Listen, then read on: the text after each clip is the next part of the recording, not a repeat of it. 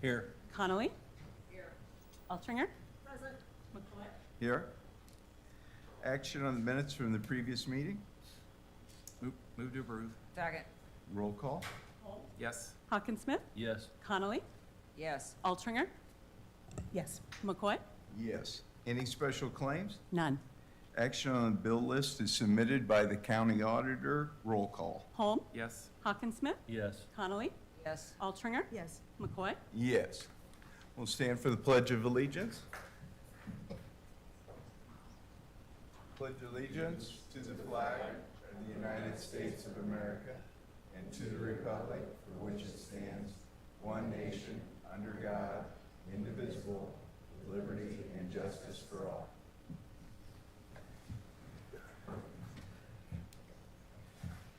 This time I'd recognize Supervisor Holm, who has a proclamation today. Thank you, Mr. Chair. With today's Overdose Awareness Day proclamation, it's dated August 31st, 2025, and it reads, whereas substance abuse disorder, or SUD, is a chronic disease characterized by problematic, compulsive, or difficult to control use of drugs or other substances, despite harmful consequences, particularly when it involves opioid drugs, and whereas SUD has seen both the U.S. Centers for Disease Control and Prevention, or CDC, and the World Health Organization, WHO, as a fast-growing epidemic that can all too easily lead to overdose and death.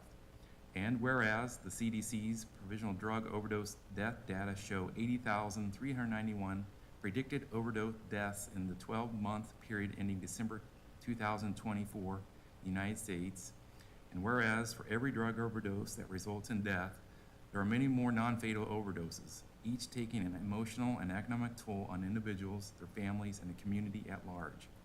And whereas a SUD can fuel feelings of shame, guilt, embarrassment, depression, and hopelessness, causing individuals to resist seeking treatment and support.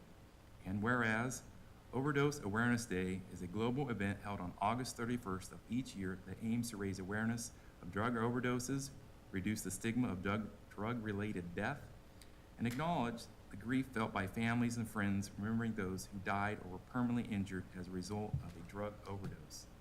And whereas the Polk County Board of Supervisors recognizes Overdose Awareness Day in Polk County to send a strong message to former and current substance users, namely that they are valued and that overdose deaths are preventable. Now therefore be it resolved, the Polk County Board of Supervisors do hereby proclaim August 31st to be Overdose Awareness Day in Polk County, Iowa, in acknowledgement that you are not alone, everybody is somebody, and you're never forgotten or forever and forever loved. This 26th day of August 2025. Thank you.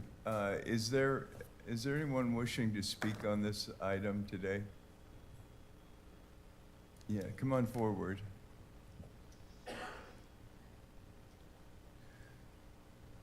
Please state your name and address. My name is Ann Breeding, and I'm from Bondurant, Iowa. Thank you. I am the founder of Steps of Hope, Iowa, which is a direct result of the loss of my son to an overdose on November 1st, 2020. I said I wasn't going to cry this year. That's my goal. So I wrote something down this time, thinking if I focus here instead of just sharing from my heart, it might protect me from all that. So I just want to thank you, all of you, individually, even everybody that's here, just for being here. On behalf of the Steps of Hope family, I want to express our heartfelt gratitude for today's Overdose Awareness Proclamation. A proclamation may look simple on paper, but to families like mine, it means so much more. Our loved ones mattered then and they matter now. This tells every grieving parent, sibling, child, friend, relative that Polk County does see us, and that's so important. It honors those that are gone too soon, and it remembers them all. And they really are important. They mattered then, and they still matter. No more shame and no more stigma, because that's what's killing people. That's what's preventing people from getting the help that they need. This moment's not just about statistics, it's about names and faces. I will show you my son's right now because I have him with me. I carry him with me when I go to these events. I can tell you, sorry, that all of these wristbands that I wear represent another parent that has lost a child that is doing something. So it's kind of my superpower. I wear these just because I'm like, we're on a mission and we need to bring change and we need to stop this from happening because it's horrible. So it's about birthdays missed. It's about first days of school. His daughter's in 7th grade, started at Ankeny Christian Academy today. I just dropped her off before I came here, which also brings a lot of emotion because I know her dad would be so proud of her and he should be here. It's the kind of love that never ends because love does not die, and your leadership today does honor that, and I'm grateful. Thank you for using your voice to shine light where it's needed most, and thank you for showing families that we are not alone. As we prepare for International Overdose Awareness Day on Sunday, purple lights are going to be lit up around Des Moines. Steps of Hope has covered the Women's Achievement Bridge. Polk County Courthouse, thanks to those guys back there, is going to be lit in purple. And the Ruan Building, there's the Botanical Center, like it's going to be beautiful. And I can tell you that last year, the International Overdose Awareness Day organization out of Australia shared a post on Facebook and it was a quote from someone from Iowa, which did something for my heart, which has something to do with what you guys are doing. And it said, seeing all the purple and seeing what's happening here makes me know that I'm not alone. That is so important. It's so important. So thank you for standing with us. And together, we're going to make sure that their light continues to shine everywhere. And so thank you from all of us. Thank you, and thank you for your advocacy and the work that you've done in bringing awareness. Appreciate it. Thank you.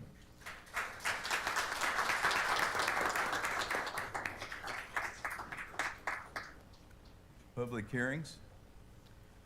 The first public hearing is on plans, specifications, form of contract, and estimated cost. Is proof of publication on file? Yes. Is there anyone wishing to speak on this item?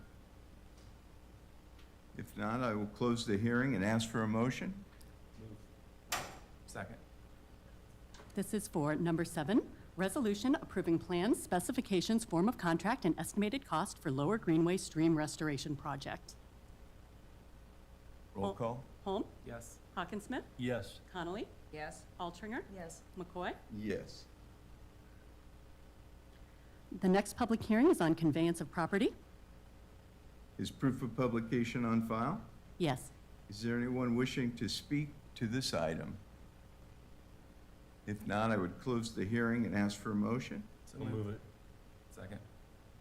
This is on number 8, resolution conveying a portion of the 1900 and 1914 Carpenter Avenue Des Moines properties to the Basilica of St. John for the church to develop additional parking and construct a 1-story parking ramp for shared use between the church and Polk County. Roll call? Holm? Yes. Hawkinsmith? Yes. Connolly? Yes. Altringer? Yes. McCoy? Yes. This time, we would take public comments. Is there anyone in the audience today wishing to address the board on any subject?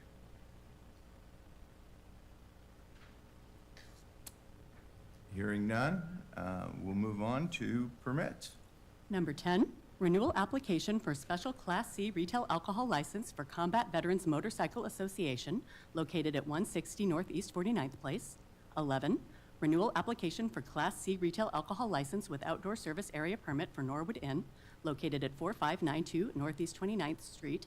And number 12, renewal application for Class C retail alcohol license for Bowline Manfredi Post 9662 located at 1309 Northeast 66th Avenue. Roll call? Holm? Yes. Hawkinsmith? Yes. Connolly? Yes. Altringer? Yes. McCoy? Yes. Petitions? Number 13, petition suspending taxes and special assessments and authorizing chairperson to sign the application and affidavit for those listed on the agenda. Roll call? Holm? Yes. Hawkinsmith? Yes. Connolly? Yes. Altringer? Yes. McCoy? Yes. Resolutions? Number 14, resolution authorizing auditor's office to publish notice of public hearing to consider plans, specifications, form of contract, and estimated cost for the 4 Mile Creek Stream Restoration Project, Heritage Park. 15, resolution approving the preliminary plat of Darling Acres Plat 1. 16, resolution regarding annexation application by the City of Ankeny for territory within Polk County. And number 17, resolution endorsing the City of Altoona's grant application for funding through the Iowa Department of Transportation's Revitalize Iowa's Sound Economy Program. Move the resolution collectively. Second. Roll call? Holm? Yes. Hawkinsmith? Yes. Connolly? Yes. Altringer? Yes. McCoy? Yes.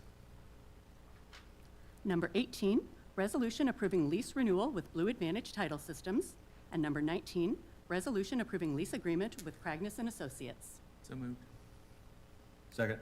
Roll call? Holm? Yes. Hawkinsmith? Yes. Connolly? Yes. Altringer? Yes. McCoy? Yes. Number 20, resolution appointing fiscal year 25-26 full-time judicial mental health advocate. 21, resolution approving Iowa Homeless Youth Center funding agreement. 22, resolution approving St. Vincent de Paul Sobering Services amended agreement. And number 23, resolution approving amended agreement with the Iowa Department of Health and Human Services for Iowa Child Abuse Prevention Program grant. Move collectively. Second. I just wanted to say, I know I see Andrew Allen in the audience. I know we've worked together with the city of Des Moines on trying to address youth homeless issues in downtown Des Moines. And YSS has maintained 9 emergency beds in the downtown area.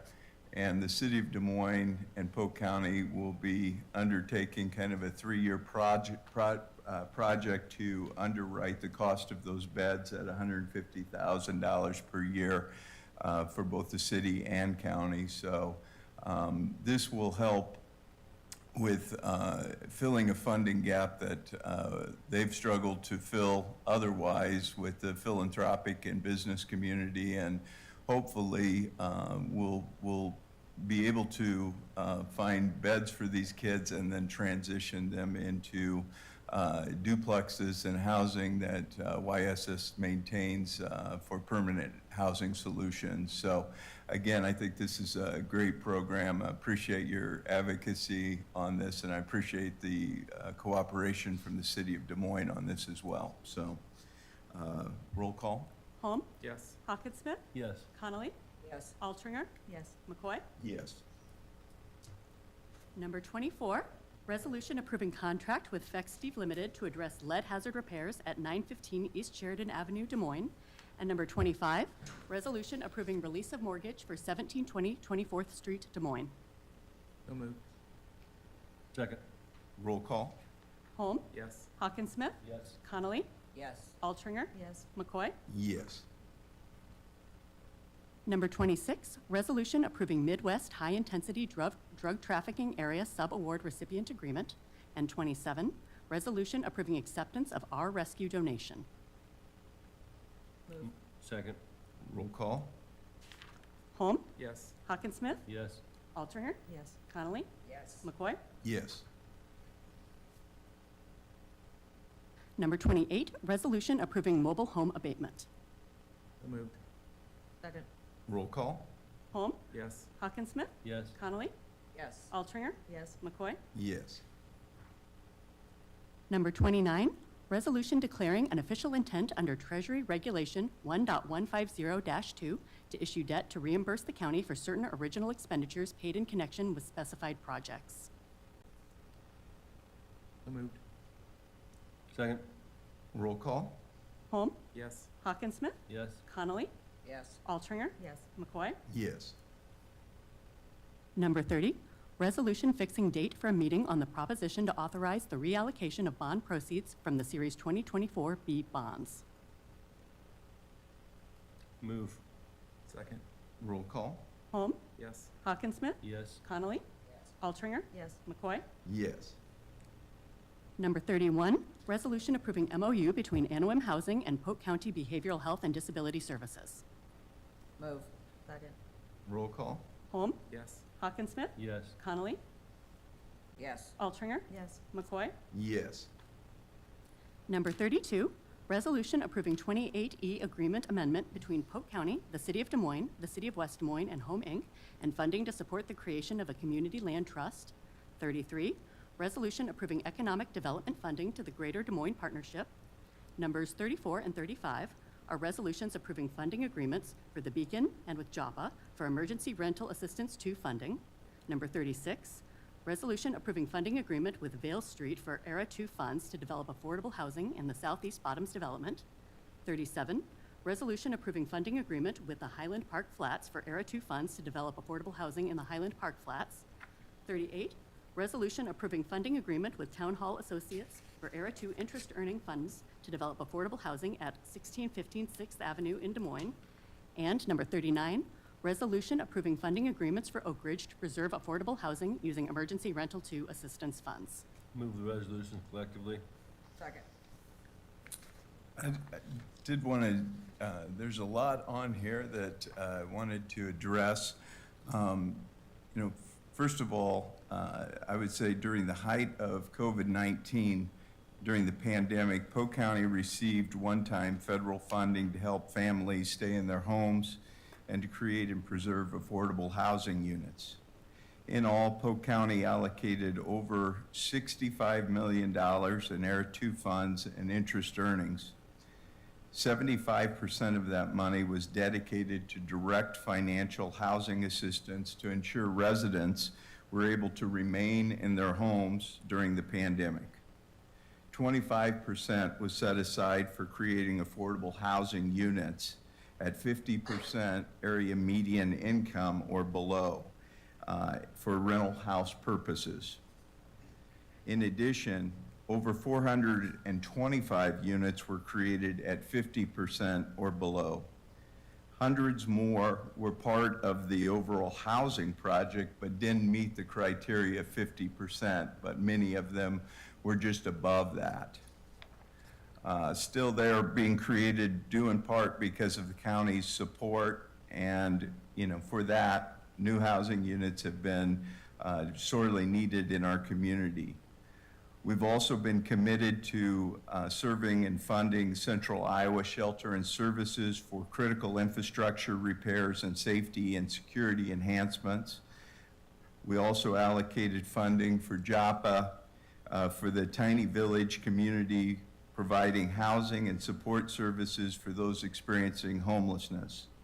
And to Beacon for your work, and especially your work for at-risk women, for your exciting project. And finally, we allocated $1.7 million for the Homes of Oak Ridge for critical improvements, which support more than 300 units, supporting more than 700 individuals who live at the Homes of Oak Ridge from various backgrounds, many of which are political refugees from other countries. These are just a few examples of the commitment this board has taken to support many of the diverse community that make up Polk County. I want to personally thank our staff for all of their work over the 5 years, ensuring vulnerable residents weren't evicted in the height of COVID-19 pandemic, to ensure compliance with U.S. Treasury rules, and all of these affordable housing projects that came forward, these wonderful projects in our community. Polk County is proud to be part of these projects with this special one-time federal funding to help make it happen. Access to affordable housing is one of the great challenges facing communities, and Polk County is proud to leverage these dollars to create more affordable housing solutions. So for all of you that came today to be part of this, today is certainly an exciting and monumental day to move Des Moines forward, and this is a great day to celebrate the work that your organizations have done to bring these projects forward. So,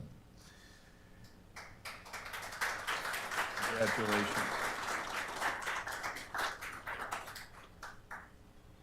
Move. We've got the Oh, we have the motion. Roll call. Holm, Yes. Hawkinsmith, Yes. Connolly, Yes. Altringer, Yes. McCoy. Yes. Numbers 40 and 41 are resolutions approving community betterment grant awards and community sponsorship awards. Move. Second. Roll call. Hawkinsmith, Yes. Connolly, Yes. Altringer, Yes. McCoy. Yes. Communications. Number 42, Notice that the Polk County Board of Supervisors will convene as a canvassing board on September 16th to canvass the votes cast for the Carlisle Community School District special election held on November 9, 2025. Receive and file. Numbers 43 and 44 are requests for tax abatement for properties at 2000 Northwest 100th Street, Clive, and 249 23rd Street, West Des Moines. Refer to the assessor, treasurer, and county attorney. Number 45, City of Des Moines notice of consultation meeting on the proposed Riverview Urban Renewal Plan and the proposed First Amendment to the Southeast Industrial Urban Renewal Plan. And number 46, City of Clive notice of public hearing on Clive Urban Renewal Area Amendment. Refer to Public Works and county attorney. Budget actions, any budget actions? None. Appointments, Move the appointments. Second. roll call. Holm? Yes. Hawkinsmith? Yes. Connolly? Yes. Altringer? Yes. McCoy? Yes. At this time, are there any board comments today? Chair, I have one. Okay. In the room today, we have someone that is retiring soon, and he's back there with the camera. His name is Courtney Kinzer. And he's been here for 38 years at KCCI, and he's retiring as a photojournalist. He's been around a long time. It's not his first time here in this boardroom, I know. And most people don't realize the importance of photojournalism, but I certainly do, and the impact that you've had in our community over all those years. So I know that he picked up his camera for the first time when he was 18. He was still in high school. And here he is, still working his trade, and he is undisputedly one of the best. You have covered everything from the floods of '93, interviewing multiple presidents, the city unrest. You have seen the worst of Des Moines, but you have also told the story of the best of Des Moines. He is our eyes for ribbon cuttings of new trails, your eyes of grand openings of small and large businesses, the opening of the Iowa Event Center, which I will never forget. And I know you're a big Beatles fan, because I was there when Chris Conley and I gave you the tickets to see Paul McCartney for the first time. And the opening of that arena. You do neighborhood celebrations and so much more. Working in journalism and being at the top of your craft might not be as easy thing to let go. But your accomplishments and memories will be etched in the history of Des Moines in all of our hearts forever. Perhaps they will be hairsprayed in place, as you have done for so many of us who stands in front of that camera and might need a little help. Courtney, your impact and your commitment to journalism and our community through 38 years behind that lens has been tremendous. And I want to personally thank you for your outstanding coverage of the rich history in Des Moines. And we wish you the best retirement from KCCI. So thank you for everything you've done.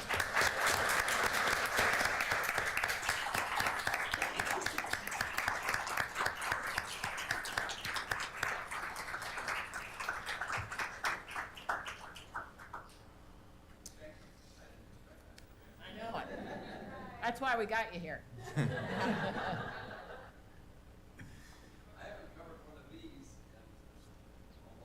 It's been a while.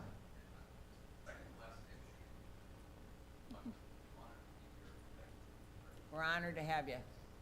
Good luck to you, Courtney. Thank you. At this time, I would entertain a motion to adjourn. So moved. Roll call. Yes. Yes.